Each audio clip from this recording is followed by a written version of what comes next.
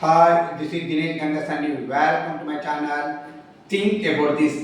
కేసీఆర్ ప్రభుత్వ హయాంలో రైతులకి ఎంతగానో ఉపయోగపడ్డటువంటి రైతు బంధు పథకాన్ని ప్రస్తుత కాంగ్రెస్ ప్రభుత్వము బొందపెట్టే విధంగా సూచనలు కనబడుతున్నాయండి. ఏది ఏమైనప్పటికీ కేసీఆర్ ఉన్నన్ని రోజులు 2 సీజన్లకి అమౌంట్ కూడా బ్యాంకులో నుండి బ్యాంకు త్రూ రైతులకు అకౌంట్లో జమ అయ్యేది. అసలు రైతులు చాలా నిశ్చితంగా ఉండేవాళ్ళు. రైతు బంధు పథకంతో కేసీఆర్ ప్రభుత్వ హయాంలో రైతులు వ్యవసాయ రంగాన్ని సుభిక్షంగా పంటలు పండించడమే కాకుండా చాలా హ్యాపీగా ఉండేదండి.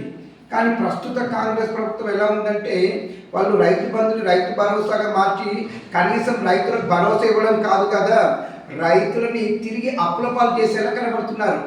ఇంకా ఈ పథకాన్ని మొత్తంగా ఎగ్గొట్టే ప్రణాళికలు రచిస్తున్నారా అన్నట్టుగా కనబడుతుందండి.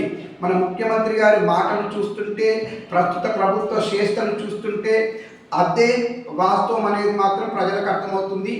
ఏది ఏమైనప్పటికీ రైతు భరోసాని ఎగ్గొట్టి రైతులకి పంగనామాలు పెట్టాలని చూస్తే మున్ముందు ముఖ్యమంత్రి గారికి మరియు కాంగ్రెస్ ప్రభుత్వానికి ప్రజలు తగిన బుద్ధి చెప్తారనేది మాత్రం వాస్తవం. దీనిపైన మీ అభిప్రాయం నాకు కామెంట్ రూపంలో తెలియజేయండి. దినేష్ గంగసాని.